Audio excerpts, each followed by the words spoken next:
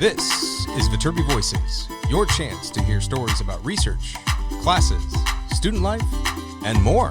Directly from our students, faculty, and other members of our engineering community.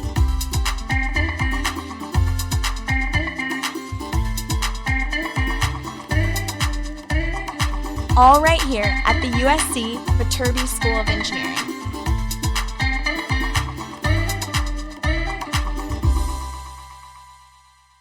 Hi, everyone, and welcome back into Viterbi Voices. My name is Paul Ledesma, Director of Undergraduate Admission here at the USC Viterbi School of Engineering. And my name is Audrey Roberts. I'm a senior studying mechanical engineering here at USC. And who's that? Who's that long-haired, moppy-haired individual over here? Hey everyone, I'm Steven. I'm a junior studying mechanical engineering. No one can see you, Steven, and I really wish they could, because when's the last time you got a haircut?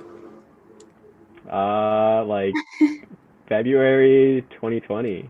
February 2020. And how long are you going for? Because right now you've got hair down almost to basically to your shoulder. Yeah, I'm kind of waiting. I want to see it like at full shoulder length when it actually touches my shoulder. So I think that's the next step right now. That is great. I'm loving it. I would love to do that, but I feel like I would get really annoyed at it. Are you ever annoyed at your hair like that? Oh yeah, because it's just like, you know, when you have short hair, it like looks good most of the time, and you can put a little bit of effort, and it looks good. Like now, it's like if I don't spend like 20 minutes, I feel like it looks bad. So it's a lot more work. Such is life. Well, Steven, in addition to just that glorious mop of hair, you also bring us a glorious, fun episode. Tell us all about it. Yeah, so this episode was all about the dining experience at USC and LA. And it starts out, we talk about the dining halls and that experience as a freshman. And then we move on to learn more about all the dining options around USC and LA as a city. And then we move on to kind of like the experience that we've all had cooking on our own once we left town. Cooking is what I hear is going to be the best part of this episode. That's what I've been told so far. Is that what's going to happen? Yeah, I think so. It's a lot of fun. I've really enjoyed cooking, and I brought two friends on that also enjoy it. So there's a lot of fun stuff that we talk about. Yeah, and I have to say, so one of the sort of impetus for this episode was whenever we have our podcast meeting on Monday night, Steven is always cooking, and it's because he and his roommates kind of rotate around who cooks dinner, and it always looks amazing. So that sounds good. Steven, what is your go-to dish? What do you like to cook? What are you going to cook if you impress somebody? Yeah, I kind of mentioned this a little in the episode, but my go-to is chicken marsala with risotto, and that's kind of I've really mastered that recipe now. Wow, chicken marsala. All right, well, without further ado, and I'm hungry because I haven't eaten yet today, let's get into the food episode. Hey everyone, so today we're here and we're going to be talking about everything food related to around USC and in USC. Today I'm here with Max and Matt. They're two of my friends and they're both food fanatics. Why don't you guys go ahead and introduce yourselves? Hi guys, I'm Matthew. I'm a junior studying biomedical engineering and I'm from Kansas City. And I'm Max. I'm also a junior studying biomedical engineering, but I'm from the better city of Los Angeles.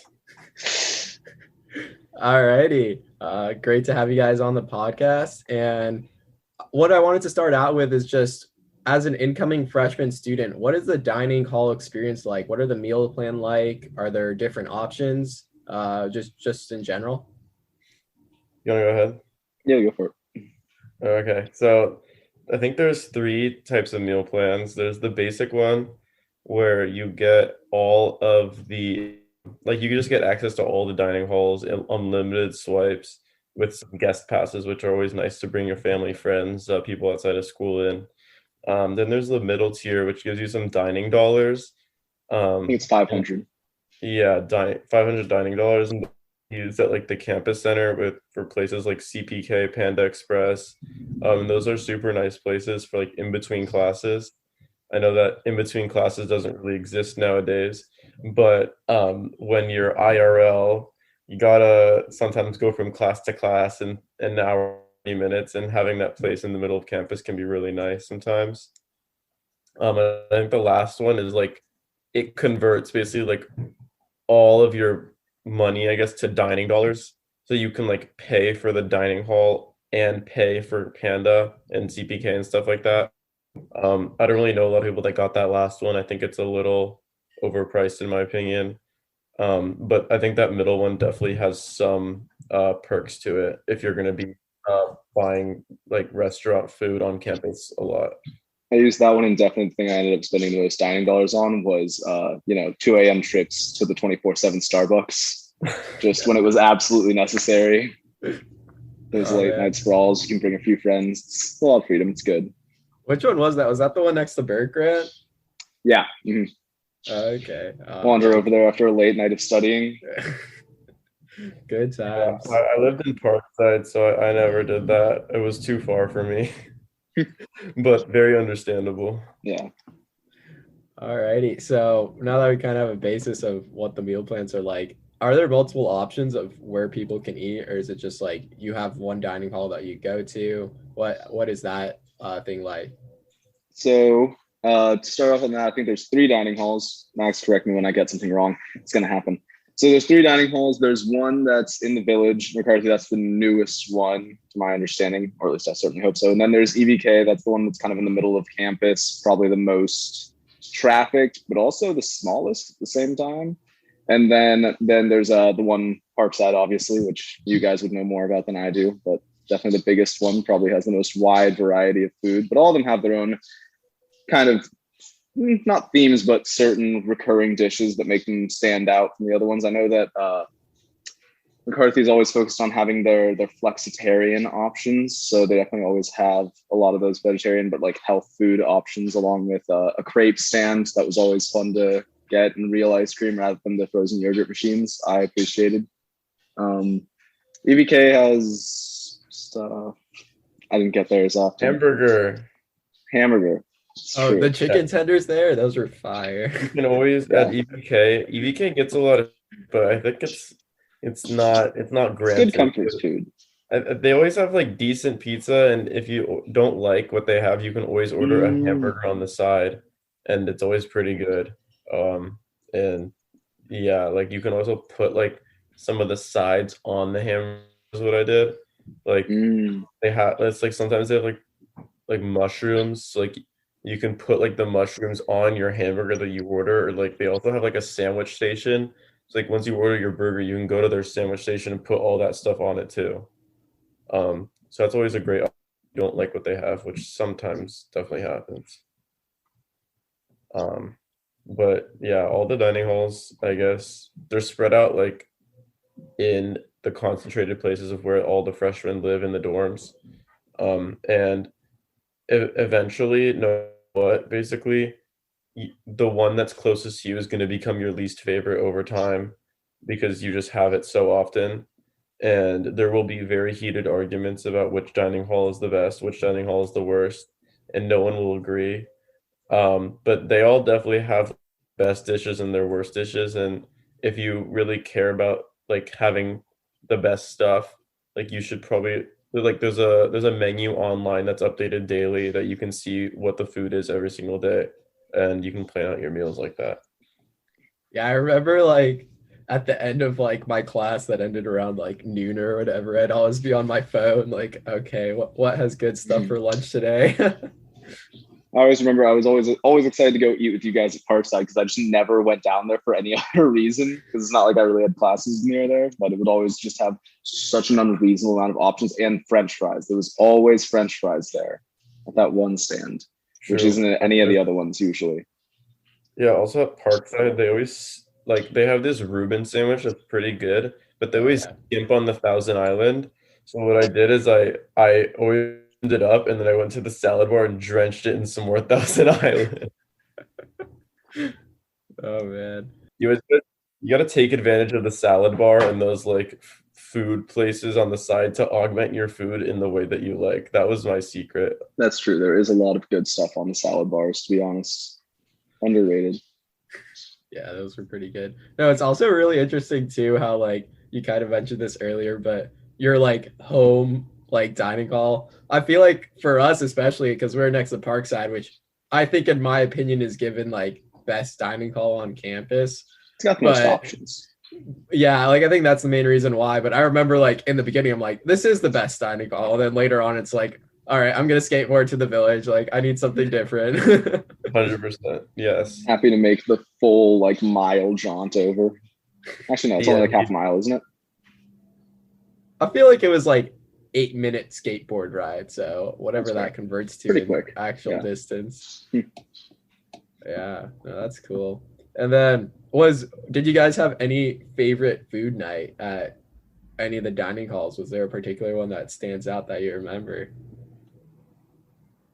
This is a long time ago. Yeah, this was been. There was a good thing. There was French fry day at McCarthy. They just had different types of French fries. That was all they offered. That was everything there. It was waffle fries, curly fries, like normal French fries. It was absolute madness. It was not at all a real meal, but it was also the best day ever. The first time it happened, and then you could just go and actually like go to the salad bar or somewhere else for a real meal. But it was definitely exciting. If you like real food, and not French fry day, I think that I love potatoes. I won't in my apologize for opinion, that. the best night was always like the pasta night at Parkside, like That was pretty good. because they would Mm. like these sauces, like they would make the pasta like fresh and then like sauce it up right there, and like they have this bar at Parkside that sometimes has like fresh to made stuff, like the fresh pasta. They also have like the pokey bar. That's pretty good. It's not exactly pokey, like they kind of skimp because it's a dining hall, but like for dining hall food it's pretty fire. And what are other things, Steven? Do you remember other ones that the Parkside made? I feel like one of the best ones was like they did a bunch of variations of Mexican food, but I think when they did just tacos, those always were like really good. Those were The really burrito bowl day was pretty good too, Yeah, True. burrito bowl. depending on what solid. options they had. Yeah, but for the burrito bowl, you have to always ask to remove the tortilla at the bottom Get soggy. because it gets so soggy and it like takes in your bowl and you by mistake eat it and it's just really sad. You don't like soggy tortillas, Max? No, soggy tortillas are gross. You're just not eating your food fast enough. Is I'm your sorry issue for all here? the soggy tortilla fans in the audience, but You're not eating fast that's enough. just The not- key was just to eat fast enough that the tortilla never got soggy. I have a video on my phone, I think, of Matt Klaus like one-shotting an ice cream, like an entire ice cream cone, putting the entire thing with the ice cream high in the air in his mouth. Why do you have to do this to me? Why do you have to expose me like this? That definitely does exist, and it's definitely not the only time I've done it. But yeah, Yeah, you were talking about eating your food fast. I just wanted to confirm and show that you're not fibbing here. Oh man. No, that ice cream was fire though. That was like the best because there's so many days where it's like 90 out or 80 out, and it's like let's go to the key was not ice to use the cream. cones. It was to get a cup and then put all your toppings in, so you could actually Hey. enjoy it. The bowl, not the move. The cup is Hey, way that- better. Yeah, no, that that was was you. me. That was you. That was you. That was your influence. I'll give it Yeah, to you. so basically what Matthew's talking about is that so there's an ice cream machine at Parkside and they have an ice cream, but next to the ice cream there's the drink fountain. So basically your options could be either to get I guess the classical options, either to get a bowl, fill it with ice cream, topping it, cone, and you fill your ice cream, and then topping that, or the best innovation is you go to the drink fountain, you get a cup, and then basically make a McFlurry in there and fill it with all the vanilla ice cream, dump all over it and mix it up. And that is the perfect amount of ice cream with the perfect amount of toppings. And it's very enjoyable that way. Yeah. I think that was like the best dining hall innovation. I remember when we discovered that trick, and that was very good. Although I must say, I still preferred the real ice cream rather than the machine ice cream at McCarthy. That was always good. They always had so much variety. There was sorbets, mint chocolate chip was there, Rocky Road. It was great. Yeah. And then I guess the last thing about dining halls was there a favorite aspect that you had about it? Just the entire experience of like having just instant food whenever you want? Oh, I lived there. I lived in my dining hall. I did my homework there. I spent whenever I wanted to go see people, I went down there. It's where I met like half my friends. Whenever I went down, I was almost guaranteed to find someone to hang out with in the dining hall. More than like, it's much more effective than like going to lounges or texting your friends. You can just walk down and eat food all the time. Is it 10 o'clock at night? Yes. Am I going to go anyway for the last half hour that they're open? Yes, I am. No, that was definitely the best part, was just seeing people. The main function of the dining hall is to make friends and like to be able to go like to the dining hall with all your friends and eat there every single day and kind of have that common place where you guys can go together. And in that way, I think it really was valuable because every single time you want to eat, everyone can eat the same place for quote unquote free after you guys pay for it at the beginning of the semester. And always just have a really good and quick place to eat. And it definitely was really nice to have that freedom of time, I guess, not having to spend a lot of like time and effort making your food. But making your food is very fun, which is something that we definitely will get into later. Absolutely. But at that time, like being a freshman, the dining hall definitely has its perks, and it's definitely really valuable. Definitely does. I remember, I mean, specifically with Steven, I mean, there's people that you can see at specific times. You just end up being on the same schedule as them. I know because we didn't see each other too terribly often being in different dorms, but like there was one specific day of the week. I remember that I would always walk in and then we would have lunch together just because we happened to be there almost every time that same week. So yeah, no, I remember that. You'd always be walking around with your water. Okay, being able to just have water machines was also an amazing part of the dining hall experience. It's cold water at the ready all the time, as many cups as you want. So I take advantage of it. I'm not going to apologize for that. Yeah, I guess that's fair. Honestly, now that I have the annoying Britas, man, those things exactly, it's a huge pain so often. It's terrible. So don't mock me for drinking 7 glasses of water with each meal. Something else about the dining hall that is kind of fortunate is that it's very easy to get freshman 15 with the dining hall. Oh, yeah. Because there's literally infinite food at your disposal, and it's very difficult to stop yourself. So I think something that's really important that I did is like you have to just on rules at the beginning of the semester about the dining hall, maybe like a week or two in. And I was just like, okay, like I'll eat what I want, but like I'm not gonna drink any soda. Like I cut that out of my diet. Like I'm only having 1 ice cream per day. And you just really gotta stick to that. Okay, Matt knows that I might be lying about that, but I tried to stick to 1 ice cream per day. That might have gone to 1 ice cream per meal later in the semester, but it's okay. But you really have to stick to it or you might go a little overboard. Because it's definitely overwhelming, and there's just like pretty good food at your disposal, which is can be detrimental at times. Yeah, it can be tough, especially just because, like I said, I spent all my time in there. I've definitely had dinner like at least 3 times a night at certain points because I would be leaving and then I would go back up to hang out with other friends and they'd be like, okay, so we're gonna go get dinner. I'd be like, okay, yeah, sure. I just came from dinner, but yeah, right back into it once again. Might as well. When you're procrastinating homework, I mean, food just sounds like a great idea every time. Very true. So yeah, it can be hard to limit yourself. Oh man. All right. So I think that kind of summarizes our dining hall experience. And now I kind of want to move into just eating out between both the USC and general Los Angeles area. And I guess like let's just start out with USC and what's around USC is like, do you have to drive everywhere to get food or is there actual places that you can just like walk to or bike to? That's nice and convenient. So I don't have a car, but I eat at the food around here all the time. I have definitely some favorite places depending on what you want. There's a fair amount of variety. There's all the fast food you could ever want right on Fig, which, has its ups and downs of whether or not you want that and whether or not it's 2 a.m. It's the only thing open and it just happens to be where you end up. But there's definitely some good places for breakfast, lunch. I love Bird's Nest Cafe. They have a really good breakfast if you want to go for brunch sometimes. I'm pretty sure I've taken both of you there at different points. You have it. You got to take me. I've never taken you. Bird's Nest Cafe. It's like right across the street from LaBarca. We'll have to go. It's fantastic. Okay. Yeah. And then I found some place recently that's 23rd Street Cafe. Apparently lots of cafes. I didn't realize that. That's Indian Mexican fusion. That's been my favorite place recently. It's fantastic. Max, I haven't shown this to you yet. They have chicken tikka masala breakfast burritos. And I'm going to tell you right now that it is an explosion of flavor. And you're looking skeptical at this moment. It will prove all of your doubts wrong. It's so good. I hope you do. I really hope you do.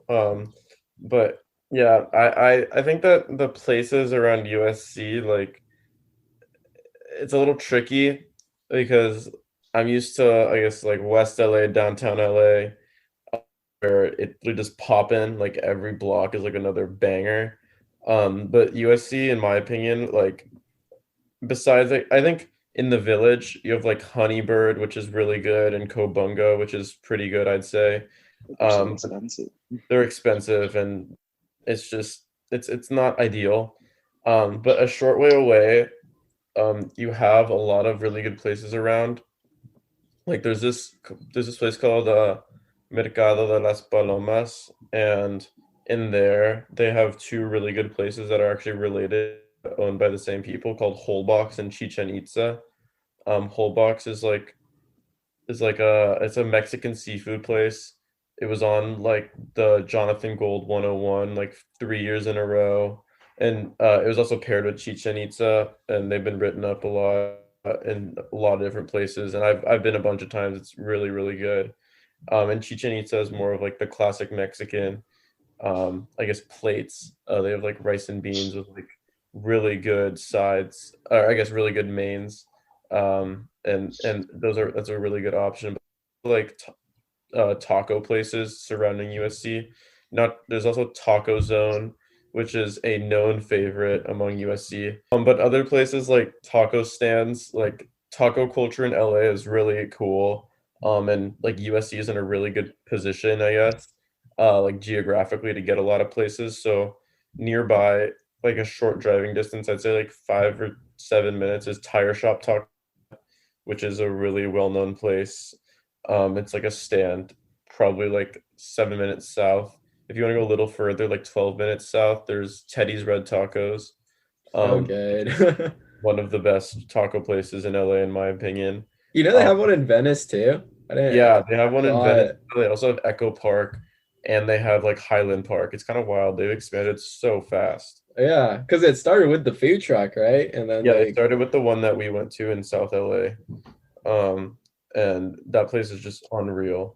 But place that I definitely have to mention is La Pupusa Urban Eatery, which is right next to the 10 freeway if you just go straight north.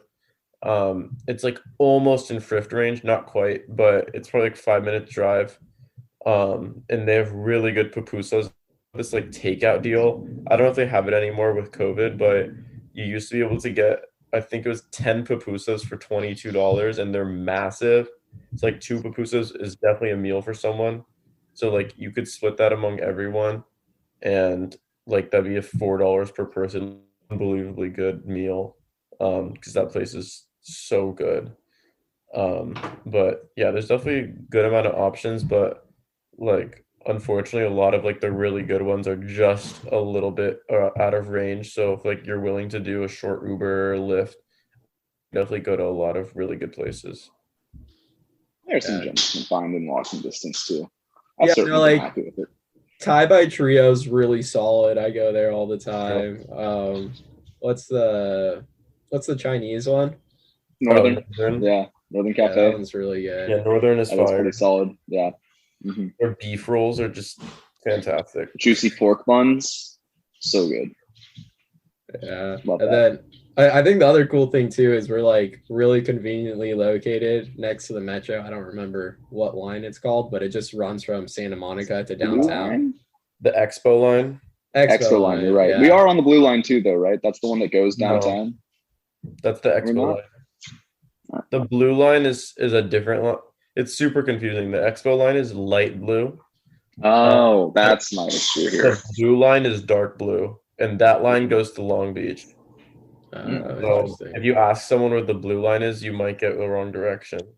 There you go. It's unfortunate, but yeah, if we're talking about places to eat around LA, there's like if you take the blue line, you can go so many places. Like you can go directly into downtown, or you can go like straight west.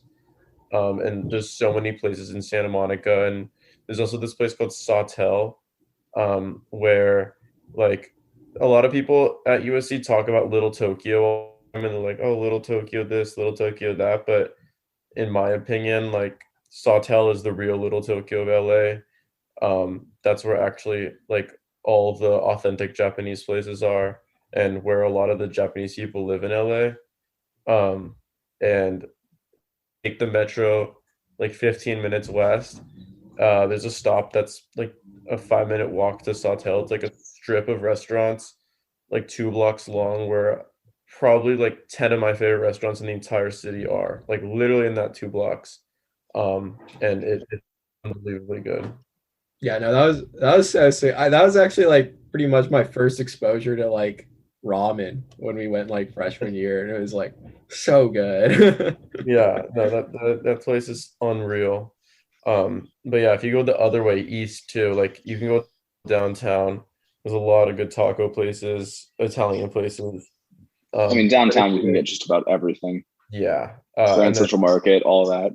100%. I had like the best brats recently. It was in like the arts district in downtown. Definitely Oh. got it. Isn't that I what do like the arts district. Worcestershire or whatever? Yes, that place. You know that's owned Oh, I by think I've seen that. USC grad. Oh, is it? I didn't even know. It had such great vibes though. Like just the entire. Like, Yeah, I think they. Is that near that one like That's pie owned by place? Marshall Major. oh, that's pretty cool. What did you say, Matt? Is that near that pie place? There's like a specific pie shop I feel like in the arts district that I've heard about before. I think it's called Oh like yeah, Pie Hole. whole pie hole. Yeah, Yeah. it's pretty good. I haven't been in like 10 years, but I went 10 years ago, and it was good There you 10 go. years ago, and it's I still went, like, okay, so. 2 years ago and it was pretty good. Lots of pie. Okay, yeah. That place in the arts district is sick because they have that, and then right across the street they have a taco place that, oh my God, I'm forgetting the name. Oh, that's the place I went with you. I've been there with you before. Yeah, oh my God, it was for someone's birthday. I Loki don't remember what it Tacos. was called. Loki, that's what it's called. Mm. Right across the street from Pie Hole, but then right across the That street was really from good. that is Salt and Straw, which is Yeah. Oh, really good ice cream. There's a solid little circle you can do there and Yeah. get some good food. That's a great circle there. have you guys tried the Lucky Charms flavor? It was so good. I've not. I haven't been to Salt and Straw in a minute. Yeah, no, it's like they take the grains from Lucky Charms cereal, like mash it up and like use that as the base of the ice cream, and then they mix in all the marshmallows from the bag into that ice cream, and it's literally just like a Lucky Charms like That's wild. ice cream. Yeah, no, it's really good. I don't like Lucky Charms. So. Oh, okay, that's fair. That's fair. I used to order the almond brittle and the avocado chocolate, and they literally just removed both of them. That was so sad. So unfortunate. Yeah, but- Tragedy. Yeah, that was very sad, but it's all good. Yeah. All right, and kind of closing out our like eating out phase. Are there any new restaurants you'd recommend to try in LA? I'd actually be very happy to hear this as well. New restaurants, it's Or not necessarily new, but like, what's the next restaurant to try? What are you gonna go to next? I'm one restaurant that I've really been wanting to try recently is called Holy Bagel. This new Thai place in downtown. I heard about it online, and then coincidentally my mom told me about it too. And then another place is called Courage Bagels. That's also popping online as well. And I'm actually going to be going this Saturday. I'm ready to go try it. But one time I randomly drove past it. I didn't know what it was, and the line was so massive. And then my mom, literally a day later, sent me a picture, like an article talking about this restaurant, and it happened to be the exact restaurant I drove by the day before, and like I commented on the size of the line. So I'm gonna be going this Saturday to try that out.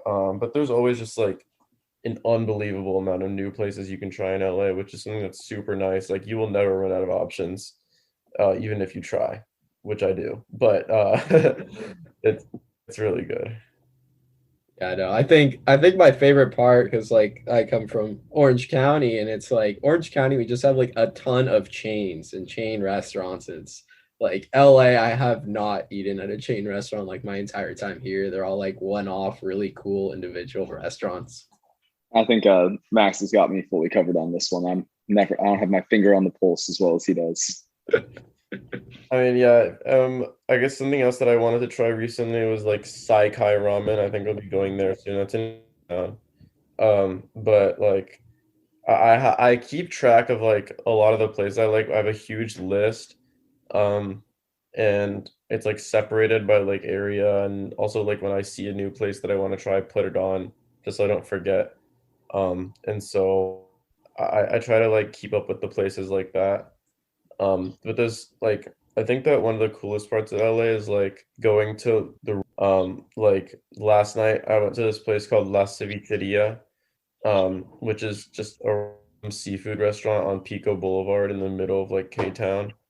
And like you would probably pass it very unassumingly every single day, but it's one like probably my favorite seafood restaurant in Los Angeles. And stuff like that, or like another kind of like that is Belizean fish market. Literally just a random Belizean family that opens up like a fish market, fries their own fish, like, and it's like very well renowned, like well known. Um, and like I think places like that is really what make shine, not like the fancy places like I don't know want to call any places out, but like I think that is more of, like the authentic LA experience, and getting those like one-off like random hole in the wall restaurants is something that I'm personally passionate about. And super cool to explore. You should start like a restaurant review blog so I could follow it I and figure know. out where to eat. Yeah, I probably should. But yeah, I kind of like it's kind of fun to keep it secret though, honestly. That's true. It's kind of selfish of me, but I think it's fun. Alrighty. All right, so now I kind of want to move on to our last phase. I think this is going to be my personal favorite, and this is our experience cooking on our own after leaving home and kind of how that's been. So I just want to start it off. How hard was it to start cooking? I know for me personally, I remember like before sophomore year, since me and Max were living in an off-campus apartment, it was like I was like learning how to like cut things with like a sharp knife and stuff like that. And then it transformed. But I guess let's start off with your guys' experiences with that. So let's go from starter. Let's go from expert to starter. So let's start with Max, and then I'll go in the middle, and then we can get to Steven. I think that's probably the best way to go here. All right. Oh, we're starting with me. I feel I like we think should that's end. probably All right, that's end with it. understandable. We can start with me. Yeah, I think that my cooking experience is very unique, unless you really want to start cooking for yourself, like expert, not expert, but like high level things. So when I was a freshman, I got really frustrated with the dining halls because I couldn't cook for myself because I really enjoy cooking. It's a really good way to make food for cheap. Um, and like if you really like want to explore that side of yourself, like you can make really quality dishes for like relatively quickly and relatively cheaply. My I just like kind of look up a lot of guides on YouTube mostly, and go on like food blogs just to see like new recipes, things that I would enjoy cooking. But I guess starting like in sophomore year when I moved out of the dorms, um, it it definitely was a little difficult at the beginning because I I didn't really have a big pantry, and I really wanted to cook a lot of different things. Um, because I really like exploring food and cooking a lot of different kinds of meals. But I kept finding that I didn't have the stuff I wanted. Um, and the thing now that's really annoying, that now that I've accumulated a lot of pantry items junior year, is that every single time I move every 6 months, I have to move my entire pantry, which is an absolute pain in the ass, because it's like literally $10, like pans, appliances, sauces, spices. So like if that's not like something you're passionate about, it's probably not worth it to get into cooking like when you're a student because it's just really difficult to move everything around purely because of that. Um, but it's easy to make a lot of different like types of food and like easy things if you have the right recipes. Um, like just for example, I was talking to Steven right before we started about I've been making a lot of chilaquiles recently, and for Ralph's and like you just get they have these restaurant style freshly made chips, tortilla chips. And you can't use the Tostitos one because they get super soggy and absorb all the liquid. But if you get the restaurant style ones and you get like big like green salsa in the morning, like if you just heat up the salsa, put the chips in, and then you fry a couple eggs and put that on top. That's already like a really good and fast meal. Literally takes 3 minutes, zero effort. But I personally like to spice it up with a little bit of cotija cheese, which I crumble on top of that. And then I also, every couple months, I make a bunch of pickled red onions that I just have in the fridge for months. And that also like gives a really good punch to like any dish. And it's probably like 30 minutes of prep on one, but it can give like something that you just take out of a jar randomly, and it's really nice to put on random foods like every once in a while. So, and then beyond the people that aren't, firstly for me, I hadn't cooked that much coming into college. I mean, I cooked with my family. I helped cut things up. I think I had an idea of how to, put all the pans together, put some oil in it, saute something, I guess, chop up an onion.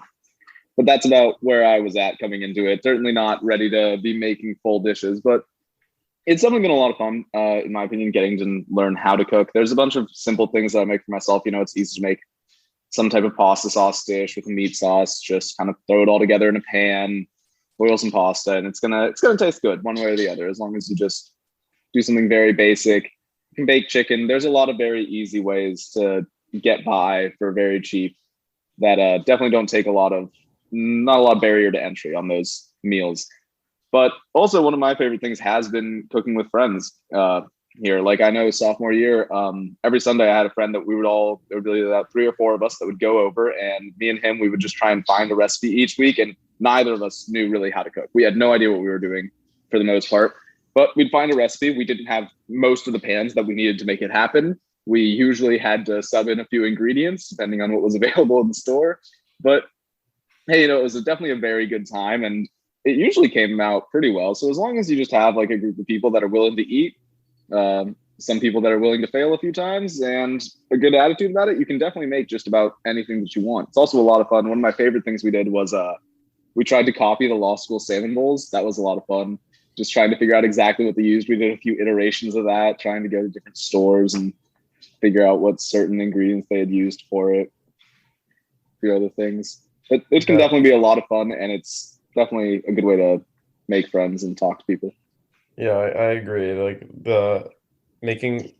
cooking with friends and cooking with people is something that's I think a really good activity that you can do, just straight up. But something else like in terms of cooking that I think is super helpful is like marinating. I think that you can think ahead and plan ahead and marinate things. That's definitely a way that you can minimize effort while maximizing the flavor of your dishes. So like if you just think like what you're gonna have tomorrow night, and then the night before put like some sort of chicken in a bag with some sort of soy sauce marinade or yogurt marinade. The next night when you come around to it, like it'll only be like a 20-minute effort process, but what you can make can be really, really good because it's been sitting in the fridge for an entire day. So I think that like something that I've been doing a lot this year is marinades, because that has been like a very low effort, high flavor dish. And I think also speaking on that, like that's been what I have been trying to do recently. And I keep the recipes that I like in an app called Whisk, and that like keeps all my recipes together that I like, because I really like I don't have too much time most days to be going like all out like a 3 hour, 2 hour marathon of but if I can spend like 30 minutes to an hour like whipping up something that is restaurant quality, like I will probably do that most days. And obviously not every dish can be restaurant quality in 30 minutes to an hour. Finding those recipes that can and saving them and knowing what they are is really important for like whenever you want to make something good but don't have a lot of time, or like you want to just get something quick done but you also don't feel like having frozen food.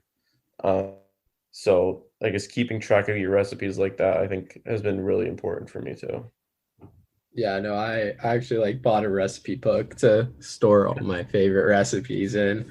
And well, I think the coolest part too is like when you kind of start getting these ones that you're like, I really like making this. Like for me, one of the things I really like making is chicken marsala now. And like now it's like I have a really optimized process of making it. So instead of it taking like an hour and a half or 2 hours the first time I tried it, it takes like 45 minutes or something, which is pretty good for something that tastes better than, in my opinion, than what I get at restaurants. And then also just trying new things. Like I recently made like risotto and it came out really good. But I think the coolest part is working your way up to like these higher quality meals. Cause I remember when I first started, most of my things were extremely simple. Like I'd buy chicken breast and then I'd use that to make I would just make the chicken breast, and then the next day I'll do tacos where I would make chicken breast, cut it up, and put it in a tortilla. And those are like I'm like a new meal today. Hey, that works. It worked, and it kind of just got me started. And then as you develop kind of like a palate for cooking, I guess it just slowly improves. My ability to make vegetables actually taste good improved significantly for me, and now I'm like, most vegetables taste good to me when I cook them because I can do it proper, I guess. So I think that's kind of been my favorite experience with cooking.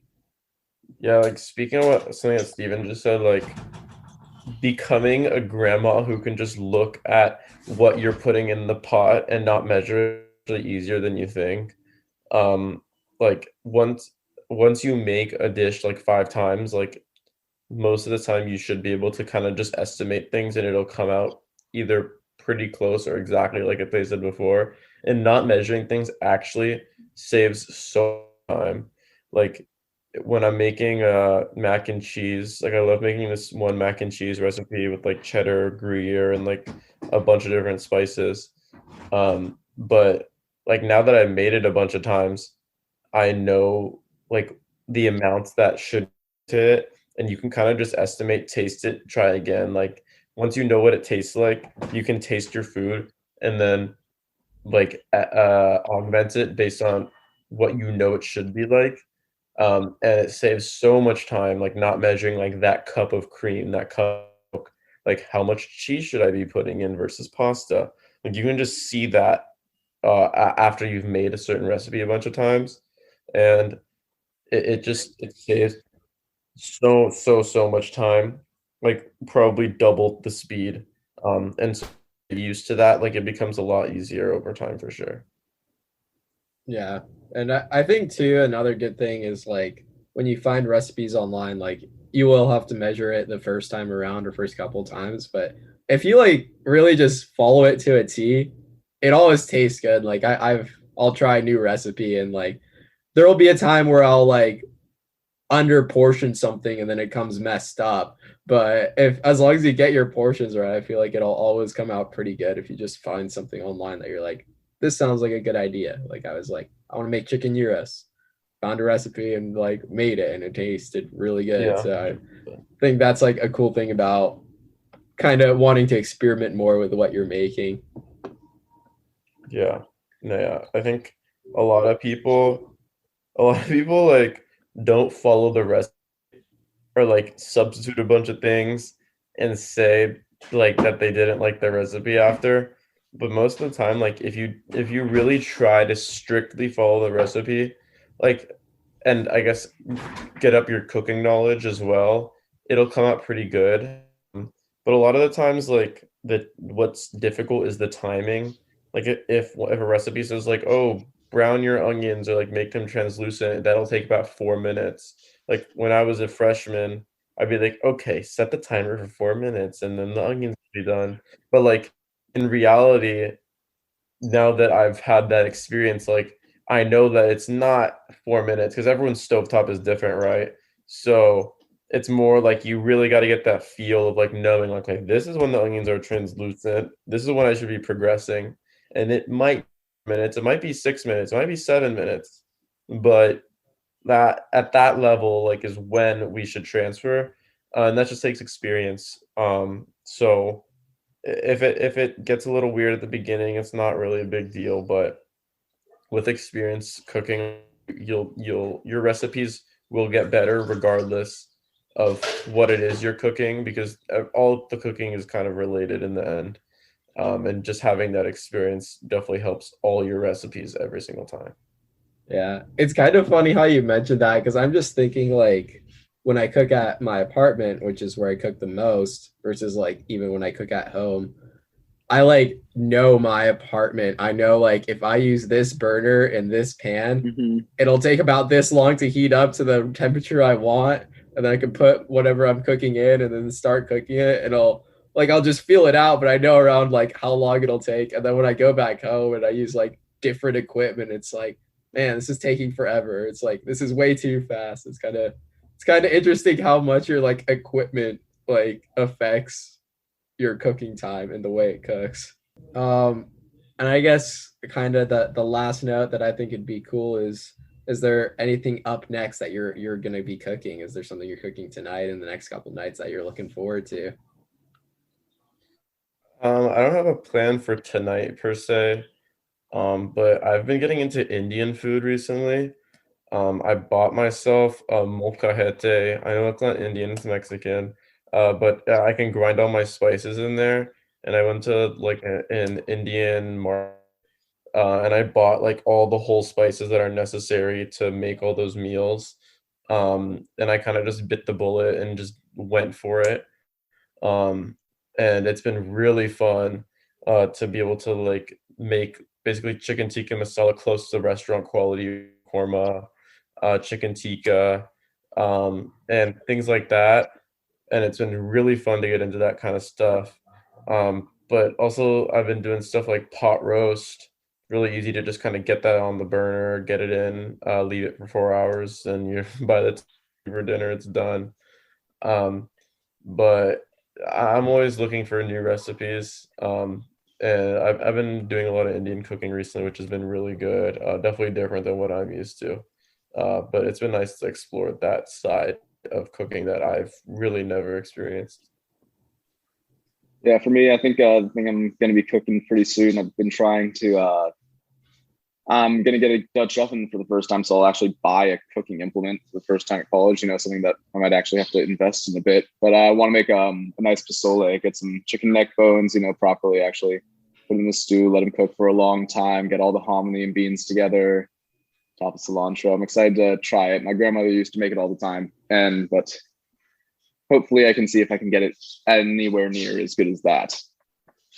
You got to be If careful you don't, with the Dutch oven. yeah, that's You true. can crack the enamel really easy. Well, that's why you use low heat. Yes. Yeah, Exactly. I'm not a monster, Max. Come now. I am. Fair enough.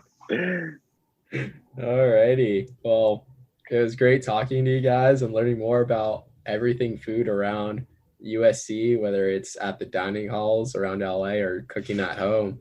I hope you guys had a good time and thanks for coming. Yeah, it was great. Thank you, Steven. Thanks, Steven. Awesome. And thanks again, Stephen, for this episode. I think it's fun to have kind of a different episode that's not so focused on, academics or research or something like that. But this is totally a big part of the USC experience. I think because LA, of course, has amazing food, and also just because I think our social lives can be so tied to cooking with one another, eating with one another in the dining hall, going to restaurants. So I think it's an important thing to highlight. Yeah, no, for sure. Yeah, no, that's actually like a lot about like what we found fun about this entire podcast. It was like the social experience that went along with it. That's great. Audrey, you're about to leave LA. Yeah. What are you going to miss food-wise about LA? Like, where's the places you're going to hit up before you go? I'm putting you on the spot here. Yeah, gosh, I love food, and I feel like I've really taken advantage of that in LA. I still have a few more months here because my lease is here over the summer, but honestly, I'm kind of focused on trying some new things right now. I have some favorites that I rely on. This one's actually new this year, but Detroit is a little taqueria in the Arts District that Detroit? is delicious. Yeah, That's what it's Detroit. called? Like Ditroit. I really like that. And then there's a couple taco places around USC that I love. That I want to make sure I'm going to. I'm trying a new taco. I love tacos. A new taco pop-up on Saturday that I'm super excited for. I've been really into pop-ups lately that I think COVID kind of opened the door for a lot of chefs to not necessarily have a restaurant space, but still share their delicious food. So yeah, on my list, gosh, I really feel like I have checked the boxes for myself on like restaurants I want. Have you been to Gorilla Tacos in the Arts District? I have been there. I like it. I'm a fan. I haven't been in a while, but it's delicious. Yeah. And Steven, how about you? What's your go-to? I don't know. I'm kind of big on like each time I go out to dinner, I like to go to a new place. But I think my favorites have been like there's like this strip of restaurants in Sawtelle, and like I really like Killer Noodle. Marugame Udon, there's a couple of locations, but those I don't think there's a better like place for that price. Yeah. Like it's like a $9 ramen-esque meal, which is really cheap for that type of stuff. So I like Steven on those two. I love Marugame Udon and Killer Noodle. They're amazing. On Sawtelle. Yeah. Okay. Yeah. So there was a Marugame Udon downtown. But I think it's closed right now because of COVID. But the one on Sawtelle is open. Awesome. So good stuff. Pro tip to all of the people coming to USC next year: LA is an amazing food city, and there's so much delicious food. So go get it. Have you guys done Galagetza yet? I actually haven't been there. That is on my list. Yeah. Yeah, Oaxacan food, mole. It is insane. Just whatever you do.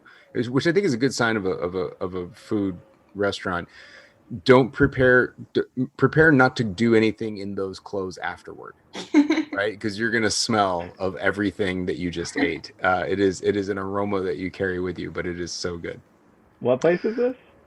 Galagetza. I'll send you. We'll talk about it offline at the end. But Oaxacan food is basically in Koreatown, right near St. Sophia's, and then obviously Greek food near St. Now I'm on this trend of like where everything is geographically, but St. Sophia's off Normandy, the Greek Orthodox church up there is Papa Christos for Greek food. Yeah. If you haven't had that place, and I was like, I wanted to try it. I didn't know. Go right now. Like, yeah, it is fantastic. It's also a good deal. But that's all within like a couple blocks of each other, those two places.